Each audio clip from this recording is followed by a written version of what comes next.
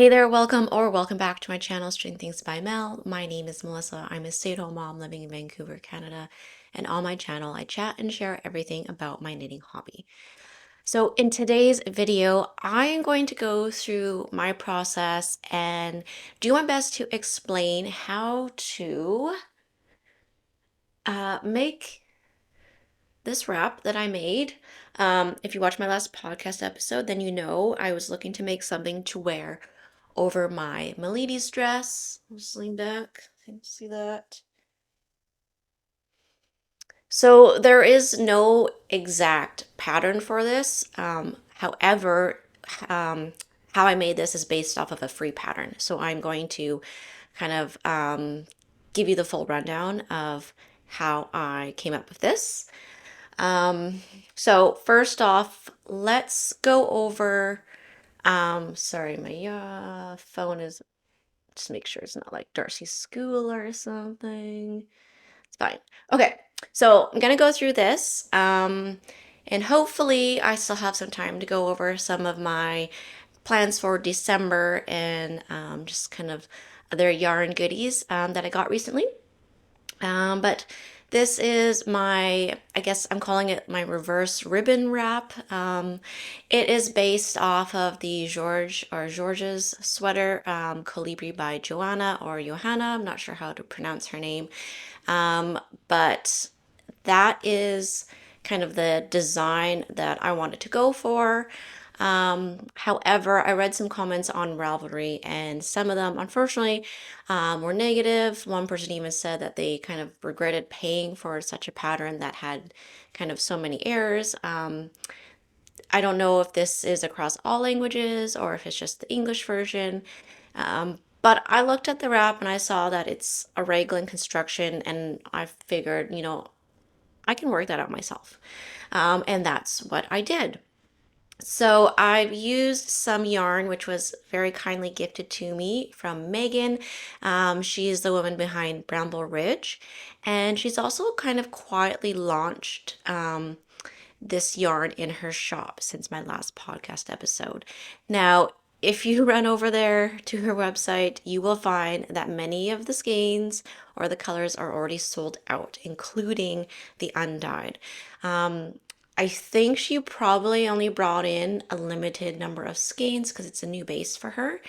But let's hope that everyone snatches those up quickly, and that's an indication to Megan to get more of the space because I really enjoyed working with it.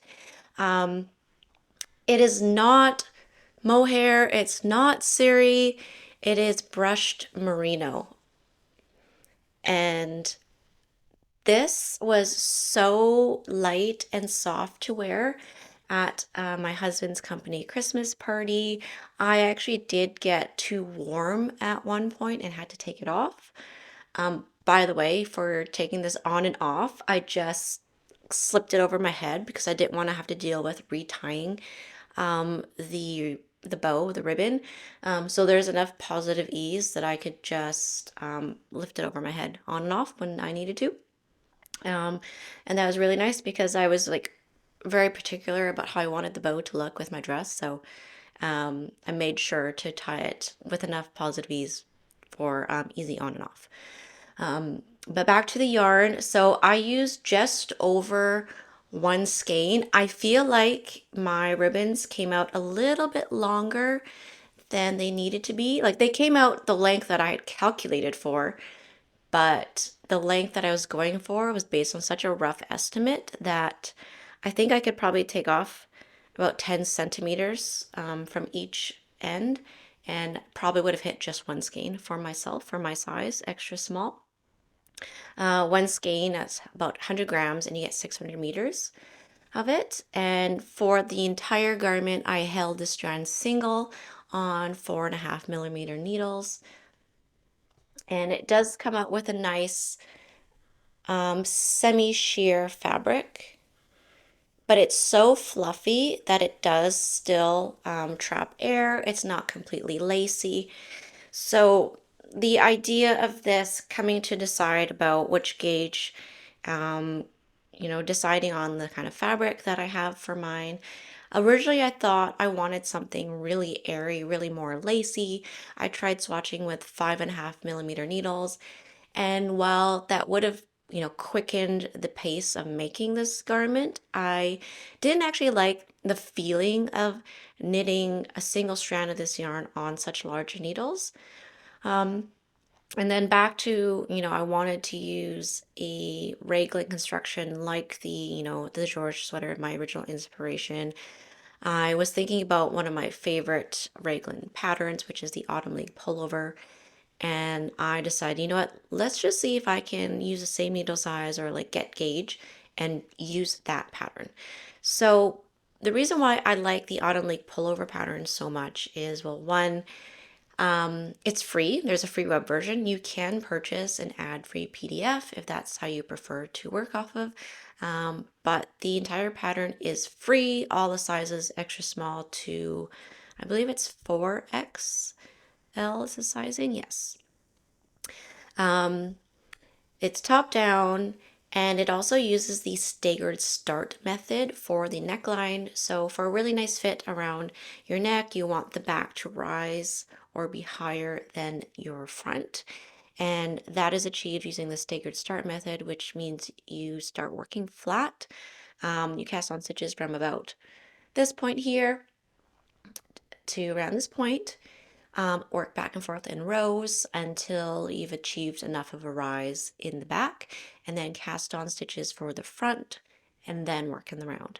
And the stitches for the collar are picked up later. So I like that it's not short rows, because even though I can do short rows, working short rows in the round is one of those things that are kind of hit and miss for myself. I really have to concentrate on making sure that my German short rows aren't super messy, because I suffer from rowing out. That can become apparent in anything working around with German short rows. Another reason why I like the Autumn League pullover pattern is the amount of ease that it has. It is not an oversized raglan. It's got a nice, really relaxed fit. It has 4 to 8 inches or 10 to 20 centimeters of positive ease in there, which is a really nice kind of like smaller, less oversized range. So definitely the more like relaxed category. And also the gauge is really nice, being on 4.5 millimeter needles. The gauge for the Autumn League pullover is 19 stitches by 24 rows. So you could use like a DK weight yarn, but by using a little bit bigger of a needle, you can get more air, more drapiness in the fabric, and just get a real comfortable fit that way. Because I believe the suggested yarn is more of a DK weight rather than a worsted weight. But anyway, that is, some of my main points of why I always reach for the Autumn League pattern when it comes to top-down raglans. Now, when it comes to the construction of my wrap, however, it's a wrap, so you're working flat all the way through. And as I mentioned, the Autumn League pullover, you start flat and then work in the round.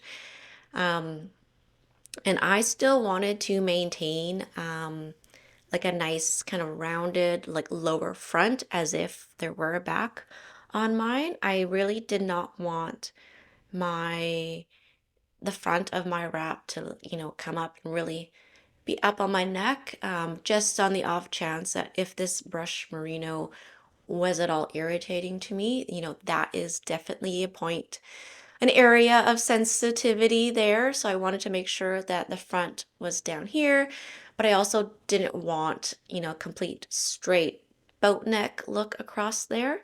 So to maintain that kind of stagger start method, I had to cast on in two separate sections. So all the numbers or size are, yeah, the numbers that I'm going to say are for size extra small in the pattern. And I followed the instructions exactly, except for, of course, the cast on and the number of stitches to cast on. So for size extra small, the original cast on number of stitches is 66 stitches. And that would be for all the stitches from this point around the neck and to this point. So not including the front.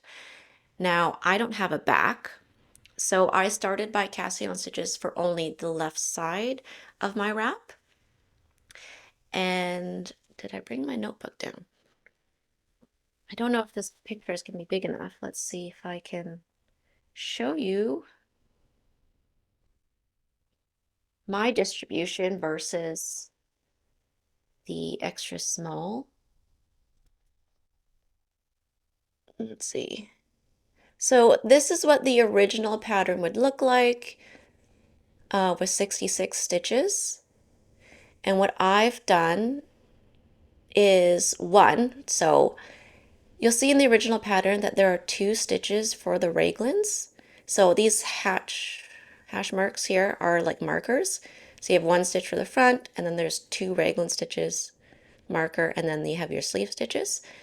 So for my front, for my left side, I have a stitch for the front, marker, stitch for the raglan, just a single one, marker, 12 stitches for a sleeve, just like the original, and then marker, 1 stitch for the raglan, marker, 1 stitch for the back. So that's what's going to be a main difference there, is that we're only casting on 1 stitch for the back and only 1 for the raglans.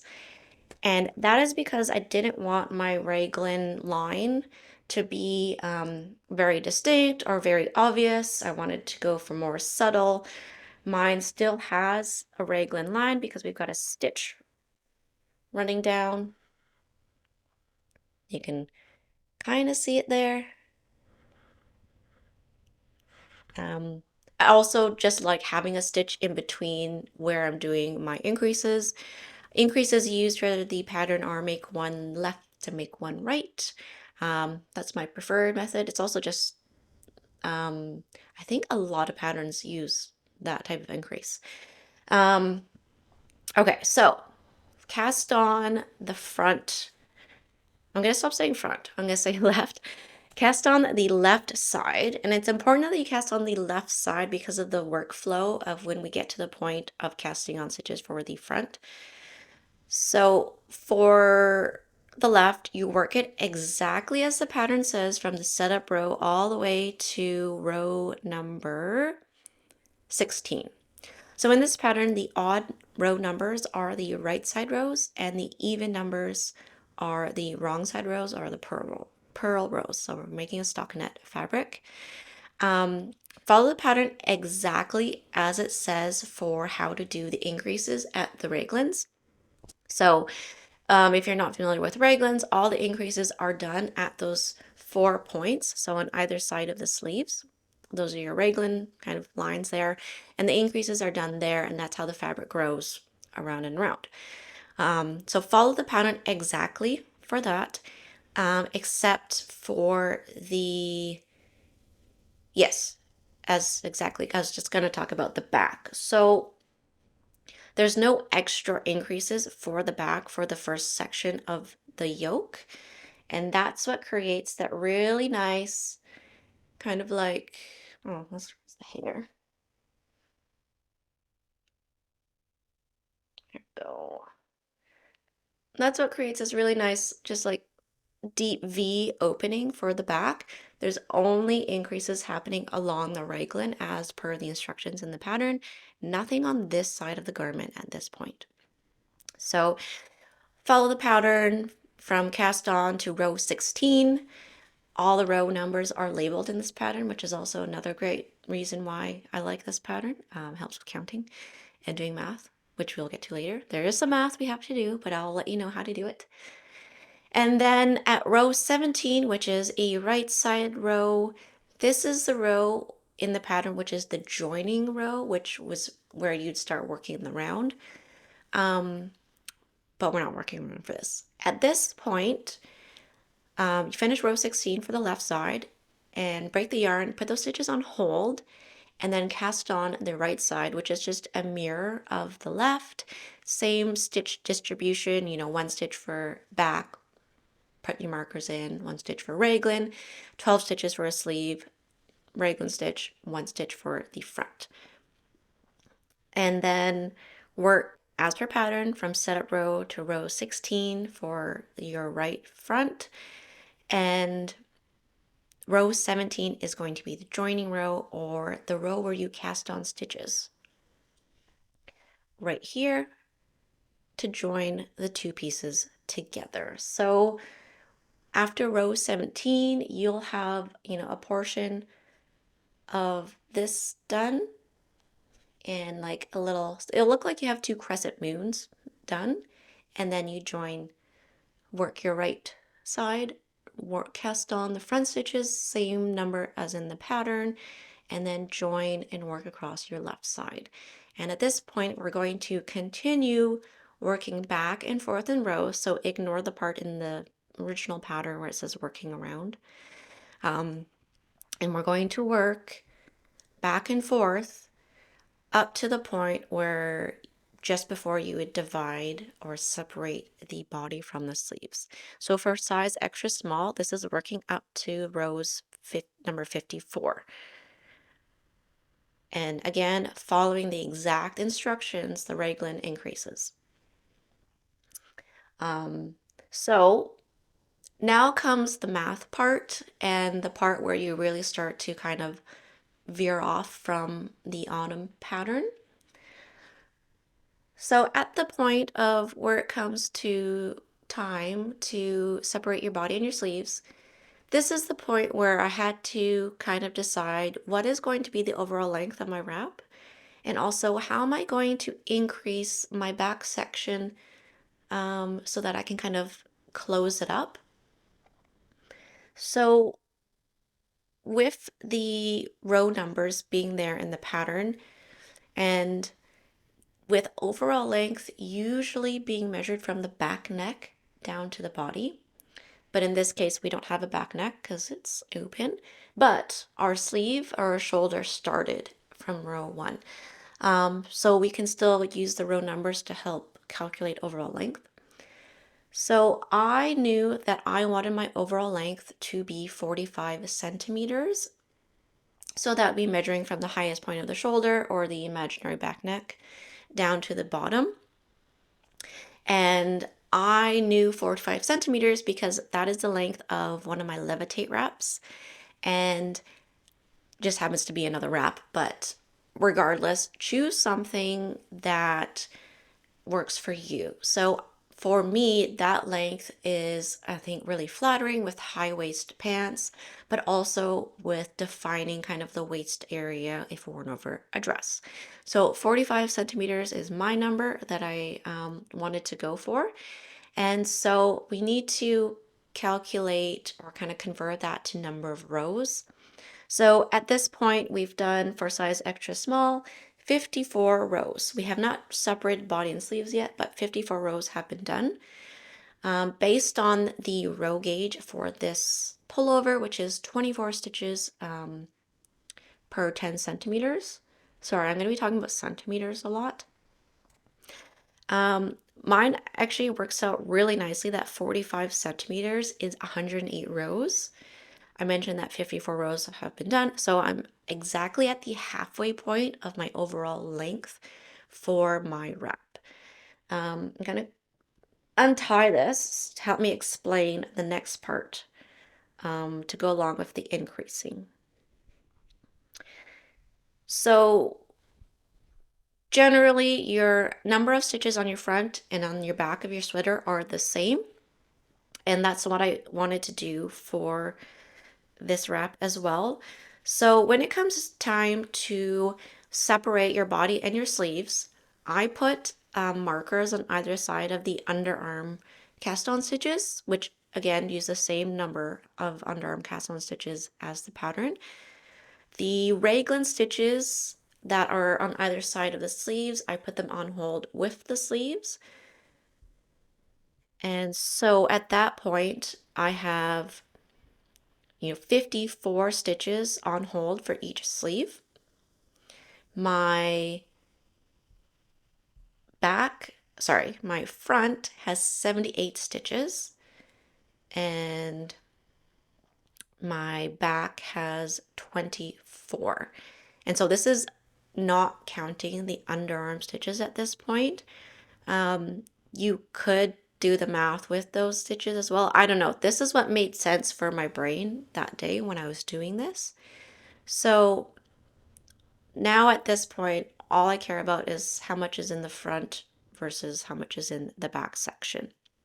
So I really wanted the transition from my back into my ribbon to be like nice and neat. It looks not as neat right now because obviously it's been like manipulated and tied, but there is a section in the back where there's no more increases and it's just worked. Oh my gosh, how do I hold this? It's just straight. This is where I picked up stitches for the ribbon to go this way, and then you can see the back. There's some increases done, and then no increases because I've reached the number of stitches that I wanted, and then worked back and forth with no increases. So we have to figure out how many more increases need to be done, and on how many rows those increases need to be done across. So I don't have a picture of this, do I? No, I do not. Okay. So I knew I wanted the width of my ribbon to be at least 8 to 10 centimeters, like no more than 10, no fewer than 8. I just thought that was be a nice ribbon width. Um, so I know that this bottom height of my back section needs to be about 24 rows would be exactly 10 centimeters. But given that there's going to be I-cord finishing, that number could be a little bit less. I left that open because of the math that needs to be done. So at this point, we have separated body and sleeves. The front has 78 stitches, and my back section has 24. So divide the front by 2 because we have 2 back sections open there. Gives us 39 stitches is what I'm trying to get to for the back. 39 minus 24 is 15. We know at this point we've already done half the number of total rows that I want to have for my overall length. This is where the math works out really nicely for my size and the length that I wanted. If we want to do 15 more increases to the back sections, I did them on every right side row, every other row, which means 30 rows. And then that leaves 24 stitches, or sorry, 24 rows exactly for the straight section here in the back. Now, depending on what size you want to knit up, and as well as the overall length that you want, that section, so mine across 30 rows, I was able to finish all my back increases to my desired like width. That may be different for you. You may have to do some increasing on the wrong side rows if you need to fit more in that same size section, or maybe yours is a greater or longer section. So when figuring out the rows for the increases, you just need to make sure that you know what width essentially you want your ribbon to be. If you want it to be the same as mine, then that's 24 rows. And then you need to be keeping track of which row numbers, which in the Autumn League pullover, it always tells you which row number that you're on. So the math, how it works out, find out what your overall length is. When you reach the point of dividing for your body and sleeves, subtract that length from your overall length. So in my case, got 108 rows total. I've done 54. So I have 54 left to work from the underarm down to the end of the body. I know that I need 24 rows to work that kind of flat edge where I'm going to pick up for the ribbon. So 54 minus 24 is 30. So I need to finish whatever number of increases I need to for my back within those 30 rows. So that's how the math works. If you are actually going to tackle this and you would like some help, feel free to message me. I do recommend messaging me through my website. Yes, I have a website. I neglect it. There is a contact form there. I think my email's just like written out there too, perhaps, but I would prefer email correspondence because it would just be easier to explain things that way. Also, I will be less likely to miss your question because I don't get notifications on Instagram. And also YouTube comments is really not going to be an easy way to like go back and forth if you have a question. So email me through my website and I'll be happy to help you with some of the math if you are having troubles. Um, I'm going to clean up my spreadsheet here and I will put a link in the description of this video. So if you happen to be extra small, go ahead and kind of follow my process. If not, you can at least hopefully see the kind of background concept of how it's done and apply it to your size. But again, I will help you to my best ability if you need it. Hey guys, video quality change. I'm using my phone because the battery on my camera is dead. And hi Darcy. Okay, mommy's gotta add something to my video and then I can help you. All right, back to what I was going to add. I realized that when discussing the increases for the back, I didn't actually say where those increases were occurring after the separation of the body and the sleeves. So I thought I'd share that now just so that it's extra clear. So here is the armpit. The separation of the body and the sleeves happens around here. And we can see that the slope changes. So the increase rate has changed in this little section here. And the increases occur on this edge here, whereas on the yoke, all the increasing was happening along the raglan line. No more raglan line, of course, once we've separated. So now the increase point is here. And if you're doing a right side row, the sequence would be knit one, make one left, knit across to until there's one stitch remaining, make one right, and then knit that last stitch. And that's how I did the increases on the back. So then comes to the point of the finishings. So for the back, so we've done knitting up, the body of the wrap. Then we need to bind off the body, and I've used an I-cord bind off. Just your typical, cast on 3 stitches, knit 1, knit 2, knit 2 through the back loop, all the way around, using the same size needles. So still using the 4.5mm needles. And then once I worked all the way around the body, I actually left the last 3 stitches on hold. So I broke the yarn and put the last 3 stitches from that I-cord on a stitch marker and left it on hold because I used it to help me pick up stitches for the ribbon later on. So next comes finishing the neckline, the opening, and that was done with I-cord as well, but with applied I-cord, and the difference being that I did not pick up all the stitches in advance. I picked up the stitches as I went. And I just thought this would be better for trial and error for finding the right pickup ratio.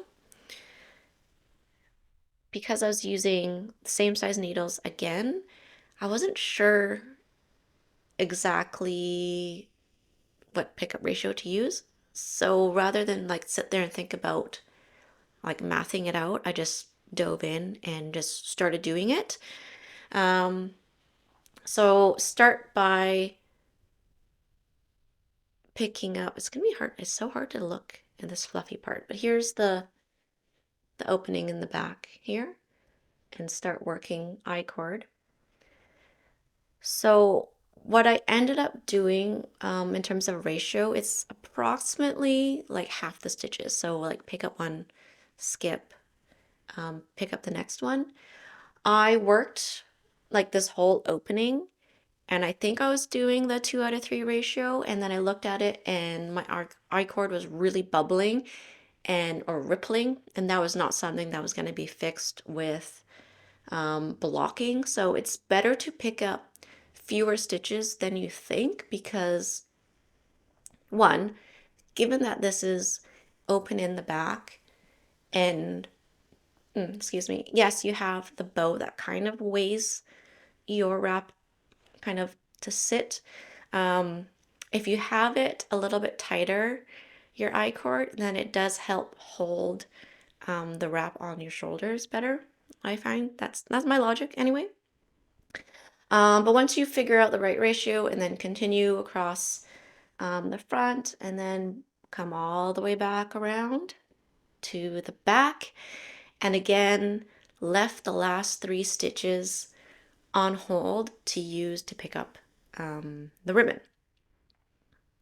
So for the ribbon, I believe that's the next step. Yes. So for the ribbon, I worked an I-cord edge, I-cord finishing on either side as I went so that I wouldn't have to come back and do finishing at the end because I thought at the time that that would just been like really killer. I did have someone message me and ask if I had considered doing a double knit ribbon just to add, say, like more structure. And I do like the idea of the double knit ribbon, but I was a little bit worried about, well, one, mainly time because I had such a tight personal deadline for this, but also the overall weight of it in comparison to the rest of the garment because this is all knit single threaded. And I thought, thinking double knitting, you essentially almost have 2 double layered fabric, might look or be too heavy in comparison. So just stuck with stockinette. And because I had the 3 I-cord stitches on hold from doing the previous I-cord bind offs, put those back on the needle. And then I picked up 21 stitches from the stockinette portion and then picked up 3 stitches for the I-cord on the other end from the existing I-cord finish, and then worked back and forth. Now, the length. I have done a Sophie shawl, which is that garter stitch, kind of like tapered big scarf thing from PetiteKnit. And I knew that I would like, that's also kind of where I got the I-cord finishing idea from. But I knew I wanted some sort of taper at the end, which the George sweater from Colibri, it's like more stubby, and that's not how I envisioned mine to be. So I made mine have a nice taper at the end. The rate of decrease for mine is on every 6th row. I've done a decrease on either side in the stockinette portion of the tie, the ribbon. And given that I have what did I say? 21 plus 3 is 24 plus 3 is 27. I have 27 stitches, including the I-cords on my ribbon. 27 to go down from 1, decrease every 6th row. I figured out that that distance was going to be 25 centimeters from the point of the first decrease down to the tip. So that's 25 centimeters. Using my Sophie shawl, I wrapped that around my body and did a bow. Like this is a very rough way to do it. Probably would have been better to use an actual measuring tape to wrap around my body. But I wrapped my Sophie shawl around and like made a bow thinking, I think this is how my bow will be. And then carefully untied it and measured the length of my, shawl scarf thing. And then that's how I came up with the length to do my ribbon.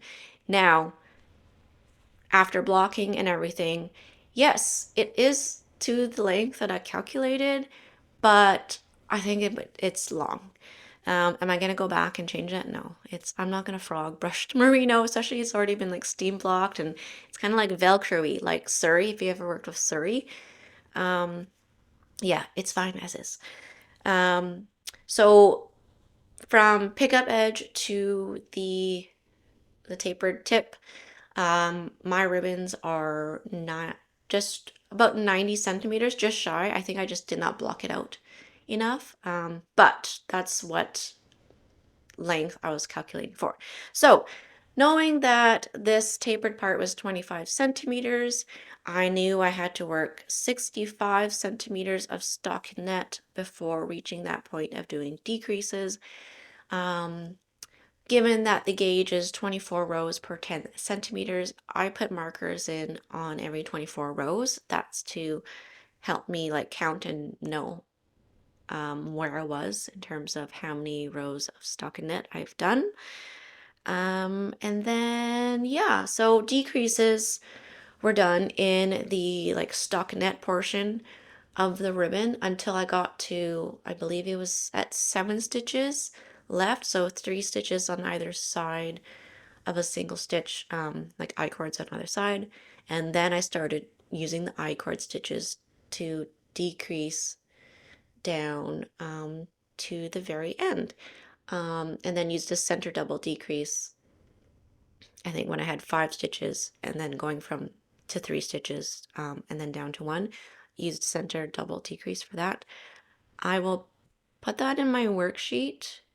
Oh, it's not in there yet. Yeah.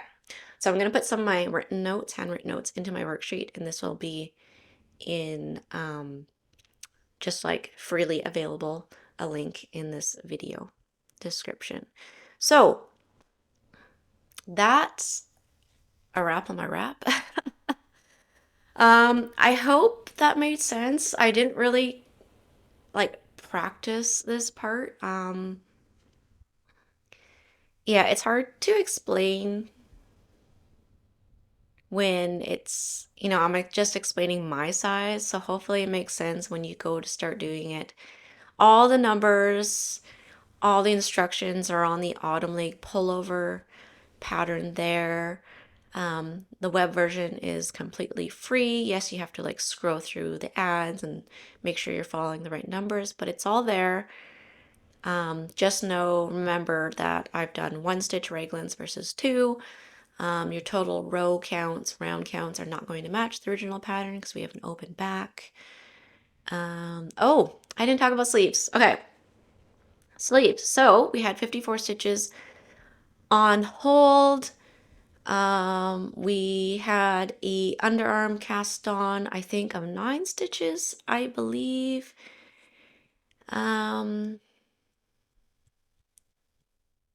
What is going on here? Oh, I'm on the wrong page here. Okay. You have to make sure you go to the blog page for the free pattern, not the pattern sales page on the Two of Wands website. Anyway, so 54 stitches were on hold for the sleeve for size extra small, my size extra small. Again, slightly modified from the Autumn League pullover because I only have 1 stitch raglans. I picked up 10 stitches from the underarm, so I had a total of 64. And then because of my arm length and my desired length, I didn't want this to be really long because again, this is something that I was going to be wearing at a nice dinner. I didn't want to have, big sleeves to deal with, going in my Yorkshire pudding gravy, I didn't want that on my nice white sweater. So I made them not bracelet length, but just regular full length, a little bit past. I just noticed, is that a drop stitch? Oh my God, it's only hanging on by some of the fluff. I'm going to have to save that before it really, what do I have here that I can grab? There's actually a drop stitch here. Look at this. I'm doing the I-cord. I don't know if you can see that. You're not going to be able to see that. Take my word for it. There is a drop stitch here when I did my I-cord bind off on this sleeve. Wow, that's really lucky to find that now. But also shows you how well this yarn sticks to each other. My needle is in this tin. Oh my goodness. Sorry. So I have this little tin where I keep it's my notions tin. And I was sitting last night working on a project that I will share momentarily, and I could not see my tapestry needle in this tin, and it is in here. And I had searched all over the floor. I was worried that I'd dropped this somewhere on the floor in my living room, and wow, I must have been really tired. Like, I mean, I was knitting with just the Christmas tree lights on, so that could be why, but oh my goodness, yay. Also, yay, my daughter's not gonna step on this needle on the floor. Okay, sorry, Melissa. Get back on track. Save this drop stitch. I'm just gonna pull it up here and just like really exaggerate it, and I will sew that in with some spare yarn later. Yes, okay, back. Cast on, pick up 10 stitches at the underarm. So like, like pick up 5, work around the sleeve, pick up the remaining 5. Join, work in the round. I did a decrease round on every 9th round. So for a total of, what did I say? So I did 5 decrease rounds because then that would equal 10 stitches. Nope, 10 decrease rounds because I'm going from 64 stitches to 44 stitches at the wrist. And that's kind of based off the cumulus blouse because I've done the cumulus blouse and I really liked that shape of the sleeve. I did contemplate, not doing any decreases and having like a big flowy sleeve, but then I was like, no, that's not really my style. That's gonna bother me. Let's just do a traditional tapered sleeve. And so that's what I did. Um, I'm just trying to remember if my decreases go all the way to the end. And then I did my, yeah, just about, I guess. I don't know. I'll put in my notes. But my sleeve length,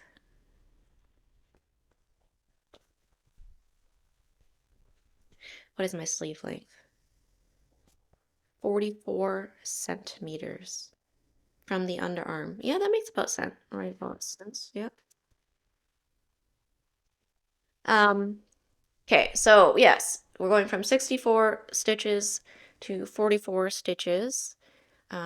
Decrease on every 9th round. That's what worked for the overall length that I was trying to achieve.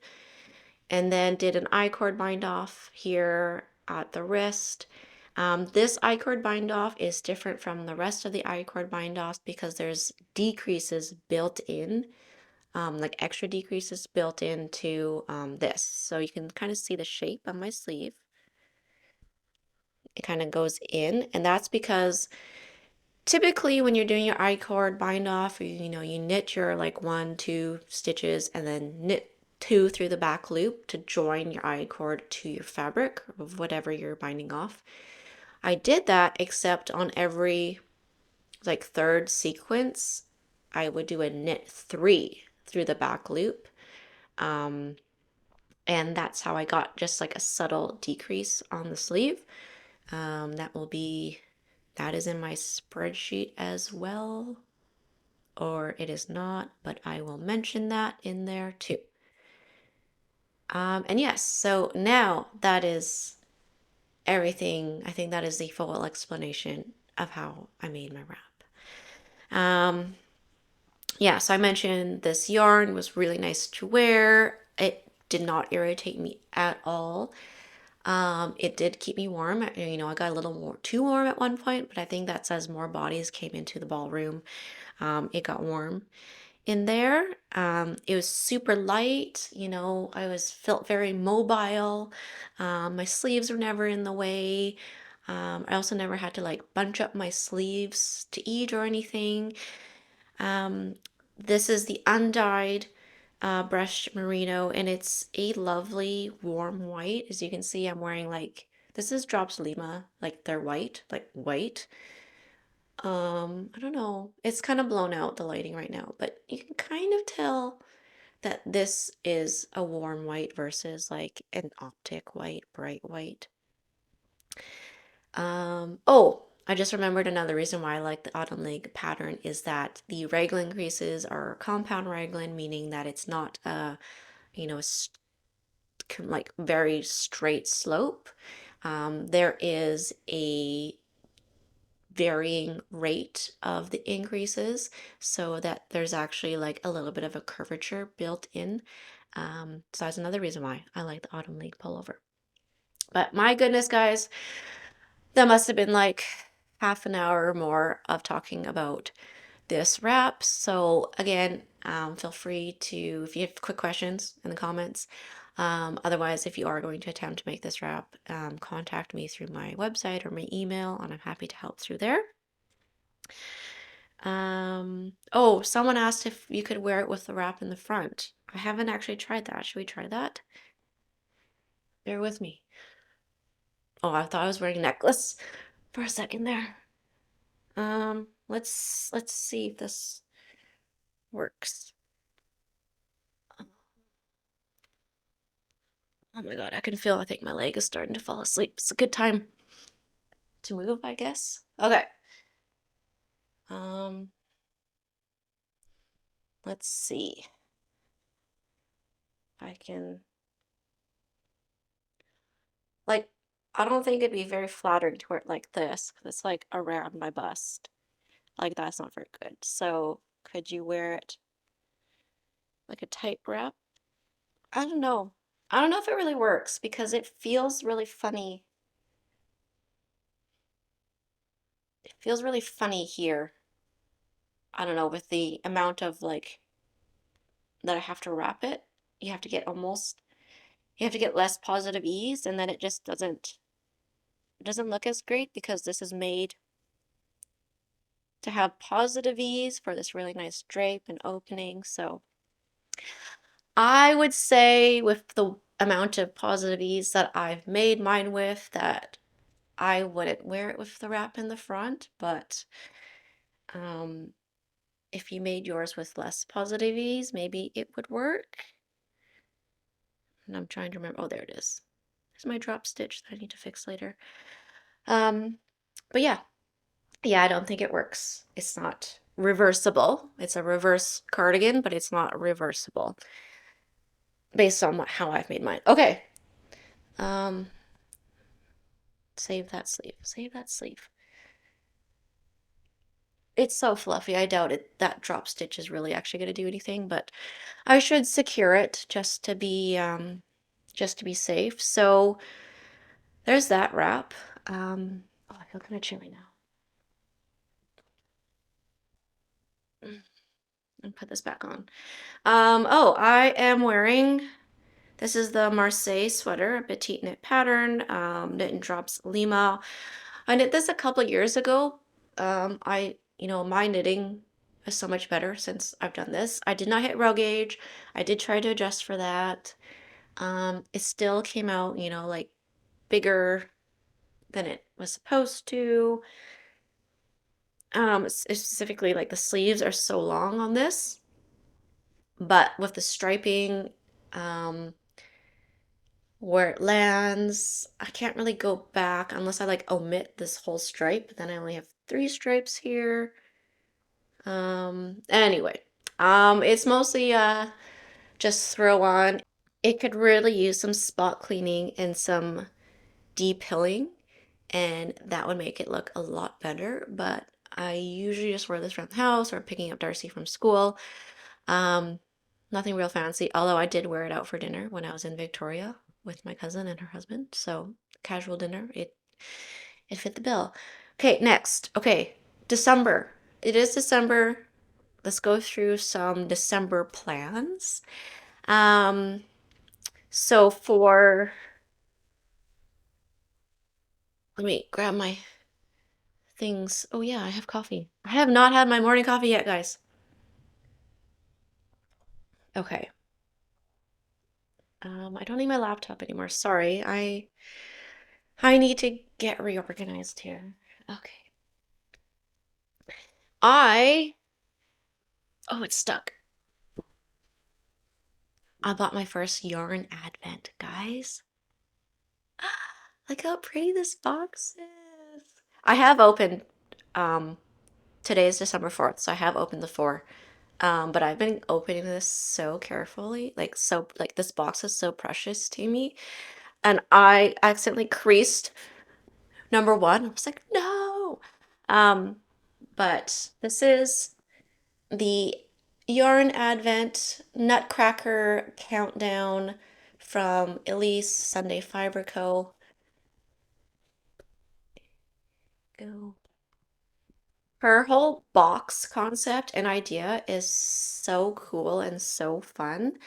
I am planning to save this box and reuse it for an advent calendar for Darcy next Christmas. So this year she has a store-bought advent calendar. The brand is The Great Pretenders. I don't know if it's in the States. I think it's a Canadian company.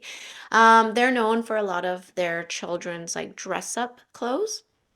But she has this really cute advent calendar, and it's a jewelry advent calendar. So it's the first couple days were a necklace and a bracelet, and now the subsequent days are all going to be like Christmas themed sparkly charms to go on either the necklace or the bracelet.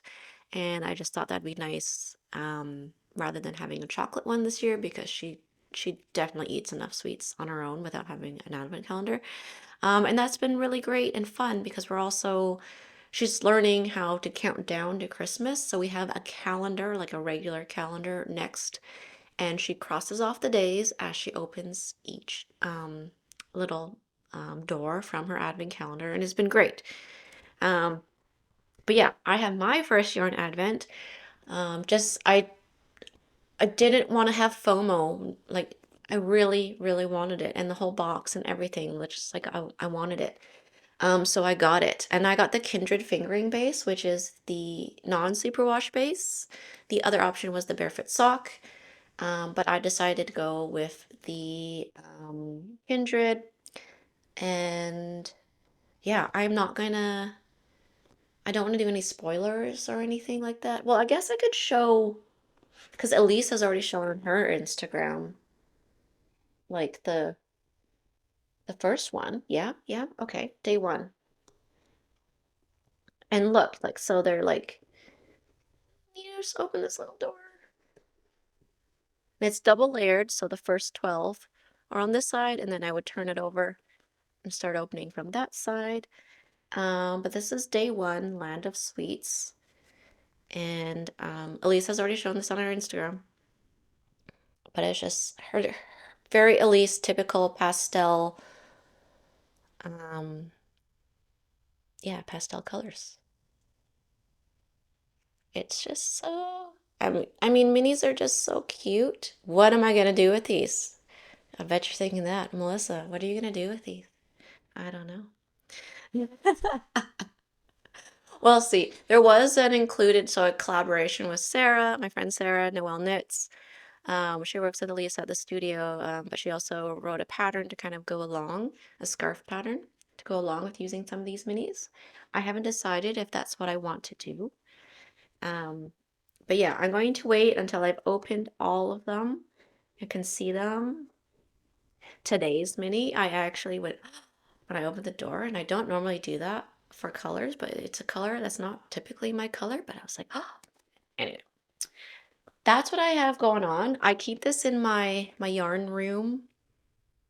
Room is probably an exaggeration. It's um very large closet. I don't know. It's not a closet. It's got a window, okay?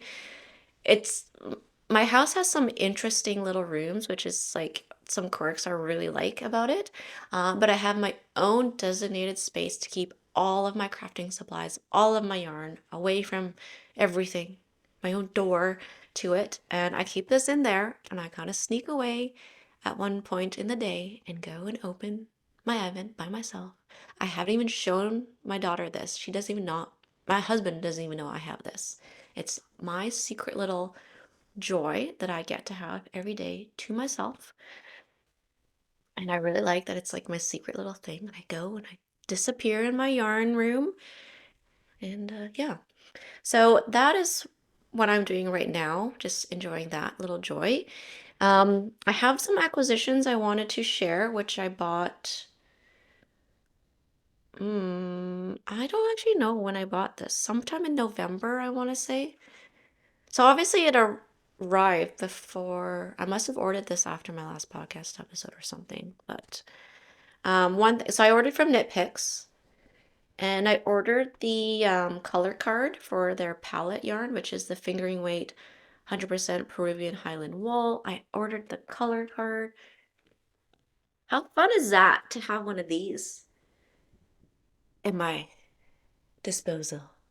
Um, yeah, I feel like in my future I want to order more of the palette yarn. It's just like a really like pretty solid working yarn to use. It comes in a lot of colors. It's like pretty accessible for me to order from.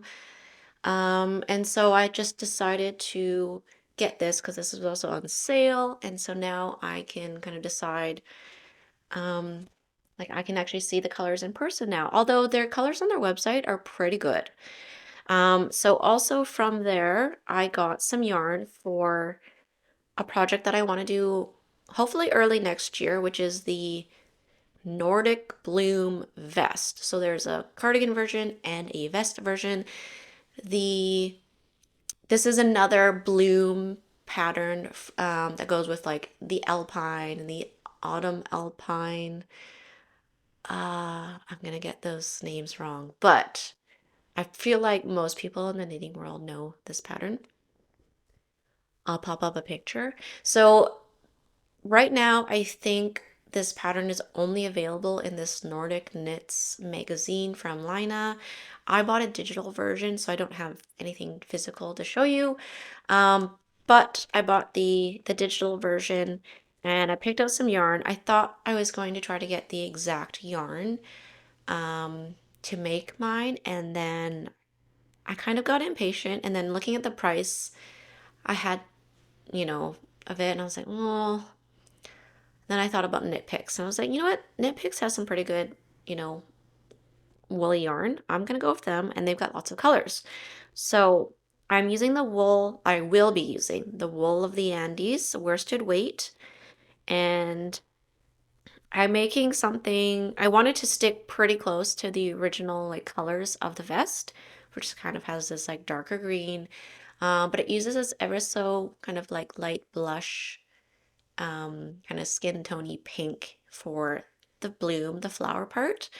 I didn't really want to go too pink for mine. I'm not really a pink person, but I did want to stick to the green. So I have here the larch heather. Yes, larch heather and oyster heather. So the green will be the main color, and oyster heather will be for the flowers, the bloom part. And these look pretty darn close to what I saw online.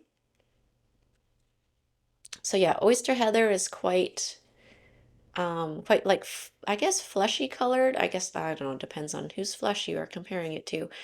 Um, it's lighter than my skin color, but I think it's going to be a good contrast to this darker green, but I think it's still complementary because the larch heather has a little bit of kind of gold and yellow-ish warm tones going through it rather than cool tones. So this one's got some warmth going through it.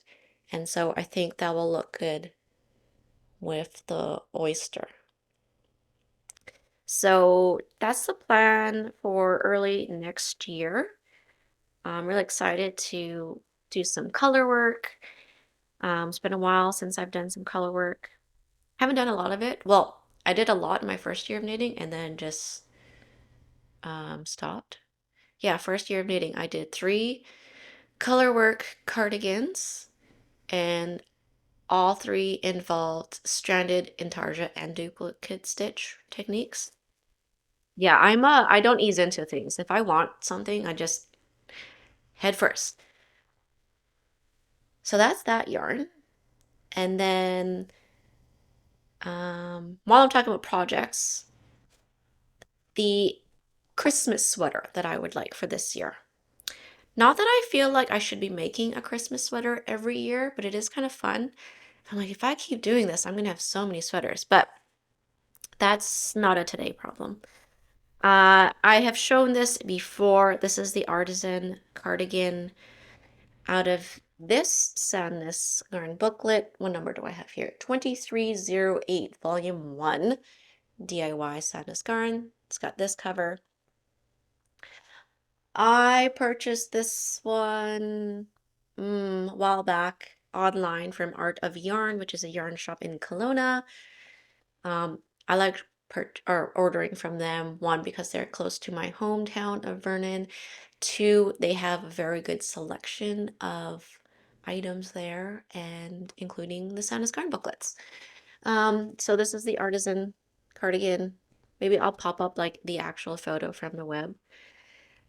This is what I would like to make for my Christmas outfit this year. I'm picturing this, a thin white turtleneck underneath, or a mock neck top that I have, like a store-bought one. Mini skirt, possibly like ruffle socks or knee-high socks, either with some loafers or the red Mary Janes that I wore for my husband's Christmas work party. But that is the overall like vibe aesthetic that I'm going for. Like, I'm gonna have to check yardage amount and the measurements for this cardigan, but I do want it to be like oversized. I'm gonna compare it to the measurements of my Hannah cardigan because I believe that is a perfect amount of oversizedness without look like I'm drowning in a cardigan. I don't want to look like I'm drowning. Um, but also, I bought the yarn for this cardigan quite some time ago, and I don't think I'll be able to buy more of it, at least definitely not the same dye lot. The fact that I have the same dye lot for all of the yarn is a bit of a miracle in itself. This is not all of it, this is just some of it, but um, Yarn Canada, which is no longer selling yarn. So this is going back maybe even last year. Yeah, quite some time ago. I bought a number of balls of this Sunday yarn in this like dusty olive colorway. It's quite muted matte dusty color. And I had purchased whatever quantity from Yarn Canada. And then, like weeks later, I decided that I wanted to buy more of this yarn because I saw that this mohair of the same colorway, but in the mohair, the tin silk mohair, was on sale at Art of Yarn. But in order to make this cardigan, it calls for double Sunday. So I just thought I'll just buy more Sunday and hold it double. And this colorway happened to be on sale at Art of Yarn as well, like the Sunday and the tin silk mohair. And Yarn Canada and Art of Yarn are not even in the same province, but I have all of the same dye lot. And these were not even bought within the same month of each other. So that's pretty amazing. But also being a commercial yarn, that dye lot probably had so many skeins, and that, there's only so many distributors of Sadness yarn in Canada. So, but anyway, I took that as a big win, that I have all the same dye lot, and hopefully I definitely have enough for the smallest size, but I was like, maybe I want to make the next size up. But again, need to double check measurements from the pattern and my Hannah cardigan just to be sure. Because now I feel like my preference for fit has changed from when I originally purchased this yarn. But yeah, this is something that I hope to cast on maybe even this weekend. Yeah, but it's not very green. Like the Sunday yarn is a little bit more green, where I don't know how to describe this color. I guess it's leaning blue in a way. It's not very obviously Christmas color. You know, well, I guess there's this dusty green color on Elisa's box here, which is kind of a little bit, yeah. Anyway, I didn't want it to like scream Christmas because I get really in my head about if something's a Christmas sweater, then it like literally is a Christmas sweater in my head. But it could just be like a white sweater. But I'm trying to like get past myself on that thinking. Sorry. Okay, and so to finish off today's podcast, I have something I started last Monday. Today's Wednesday. So like last Monday, a week ago, Monday, I started something for Darcy, the Always Forever Unicorn sweater, and I'm just about done. Would have been done had I been able to see my tapestry needle in my tin last night. Um, so I just need to do Italian bind off on this sleeve, and then all the knitting on this sweater is done. But I've knit size, um, it's 110 slash 100 and, I don't know, the sizing is, oh, is there a dent in my phone? Sorry, getting distracted there. The sizing are like these numbers which are supposed to be height of the child. So I've chosen a height that sort of relates to like 4 to 5 year olds. So it is like taller than Darcy, but I like Darcy in oversized sweaters. And so I went with like a bigger size. And so it looks like there's like a lot of positive ease in it. Like it looks quite wide. This is not blocked yet. And then I was worried that the sleeves might not be long enough. So, but there's quite a bit of length in the drop shoulder. So I think it'll be okay. If it does come out, not long enough, then I could go back, but then I have to undo my Italian bind off. But I think it'll be fine. I held it up to like a sweater jacket that she has right now that I know the sleeves like bunch up quite a bit on her. And this is not too far off from that. So I think we're okay. But she's very like long and lanky. She's not very tall, but she's long and like, oh, I guess she's like my husband and I. My husband has really long arms.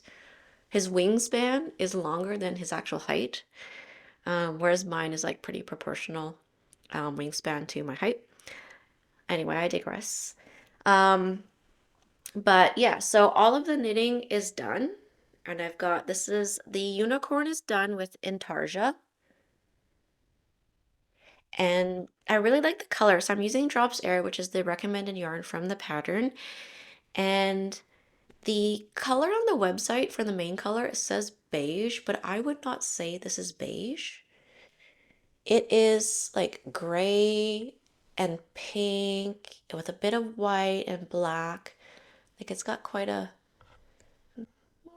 mix of colors in it, which I like. So I don't like that it's called beige, but I really like this color of the yarn. And the number, if you do want to look it up, is number 26. So this is color number 26.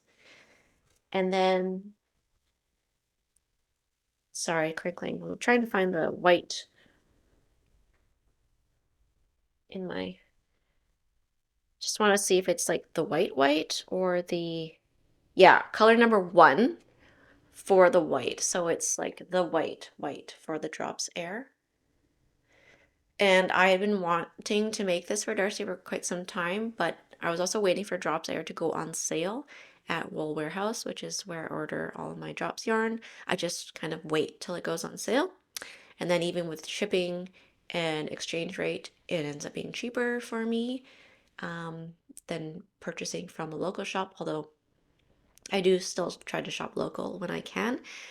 Um, but yeah, bought this on sale. This sweater, I've made so many mistakes and corrections. It's a little bit of a negative reminder of the state I was in mid to late November. I was struggling a lot with Darcy's tantrums. I don't know, attitude. Yeah, it was very hard parenting time. And I think that came out in my knitting. I didn't follow the color work chart correctly, and I didn't figure that out until, so the mistake I made was like pretty much where you start the color work here, and then I didn't realize it until I was like almost done the head. So you can kind of see I had to go duplicate stitch over top of this extra white stitches that I had. I could have maybe tried to figure out how to reshape the head as is and like leave it, and then I was like, you know what? I need to try to follow this chart as closely as possible because I keep making mistakes. I don't want to make any more mistakes. And since I was covering white stitches, and the yarn is so fluffy that the duplicate stitch, I think it worked out fine. Like you can see it texturally, like it's not blocked, but maybe it will smooth out a bit, but also it's a kid sweater. You know, it's gonna be like get dirty and pulled and whatever. Um, so it is what it is. And then yeah, so that was one of the mistakes there. And then my short rows don't look so great. Yeah, so you have to do short rows. So you don't work the body in the round. You do these short rows so that you can do the intarsia color work. And thank goodness this yarn is pretty fluffy.